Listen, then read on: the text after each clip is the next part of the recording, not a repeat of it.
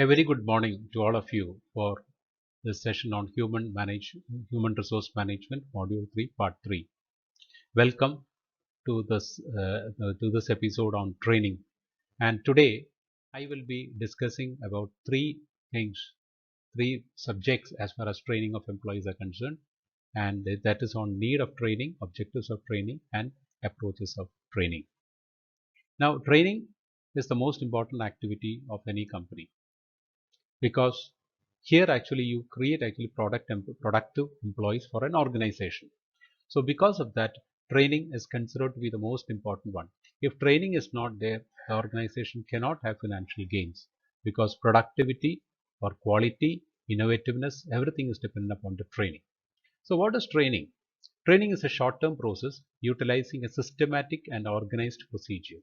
Now, systematic means it is given, there are different parts in a training. Maybe you can have an initial training, after that you can have a refresher training, after that you can have another type of training, skill training or technical training. So there can be, it says basically a systematic one. It is organized. It is not just done as and when. It is organized on a specific date, in a specific environment. Everything is planned. So it is a planned activity by which, the advantage of attending this is our employees will be technical knowledge or skills, or awareness will be created during this training program. And training is the most important function, and which directly contributes to the development of human resources, because in certain companies training is actually a separate department from human resource management. Now, Dersal in 1962 has defined training as the process of teaching, informing, or educating. So, teaching means there is knowledge. Informing means making them aware about the consequences or maybe issues. And the third one is educating, taking people from one level to the other level as far as knowledge is concerned. Now, according to him, he says that the training gives actually gives an opportunity to learn, be informed as well as to educate. And the advantage is that they will be able to do jobs. They will be qualified to do jobs in their current position as well as to perform for jobs in higher position or greater difficulty and responsibility. That means even after training also, after getting promoted also, they will be able to perform this job. So the training should always be planned for future. What is the need of training? See, there is a need for training from the employee side, especially if it is a new employee or an inexperienced employee or an employee changing a job. They require actually training, because to perform effectively in the current position. Work effectively with a minimum supervision, because if you are trained, then you don't require actually a mentor to discuss with you. So for supervision can be reduced, minimize the cost, because spoilage, wastage, accidents, all these things can be reduced, and it also produces quality goods and services also. Training also enables employees to learn new skills, because the technology is changing so fast in production as well as operations and in business also. Now, old employees or maybe senior employees also require training, because old employees may require refresher training, because the technology would have changed from what they were trained before, so they require refresher training. Similarly, higher level or senior employees also require, because they may be handling different types of job profiles, so they also require training. And training benefits a person as a whole, because you will find that the person, as he moves from one job to another or in his personal life also, training would support him a lot, because he learns certain things, and some of the things that he learns in his work also can be used in his personal life also. Now, what are the objectives of training? Training enhances job satisfaction and morale. Satisfaction is improved because an employee can perform very well, and as a result morale also increases, motivation also increases, and the advantage is actually it reduces employee turnover or attrition. Employees will be satisfied, happy, motivated. As a result, attrition or turnover is reduced. It improves actually efficiencies in process. For example, the process painting or maybe polishing, all these type of efficiencies are increased, and results also resulting in fewer accidents. Accidents can be reduced to a great extent, and that also safety also matters. As a result, financial gains to the organization also makes a person to adopt new technologies. employee learns new technologies and he is able to perform jobs of higher difficulty. It makes him innovative as far as strategies and products are concerned, and it enhances the company image also, because when you conduct certain, especially when you conduct trainings on ethics and values, the person will not be uh, doing certain things uh, which can bring certain consequences on his life. As a result, he will not do, for example, abuse or harass. He will not do that, because he knows that the consequences. And so naturally the crime rates reduce, and the company also will have a very, very good name, that they do not have these type of individuals or criminals in the organization. All right. So, and moreover, it accepts diversity also. When you conduct training program on diversity, people will be able to accept others also. Now, what are the benefits of of training? What are the benefits of training? Now, basic benefit is financial gain for the company. All right, but there are other benefits also, like increased skill. Skill pool will be very good, and reduction in wastage and spoilage, innovation at work, reduction in on-the-job learning time, because a person can, when he put on the job, it will take a lot of time for him to learn. But if you send that person who's trained, then it will be easy for him to do the job. And reduction in supervisory burden, lesser number of supervisors, because the employees are able to perform jobs better. Reduction in machine breakage and maintenance cost, so there is not much of accidents. Safety will also be there.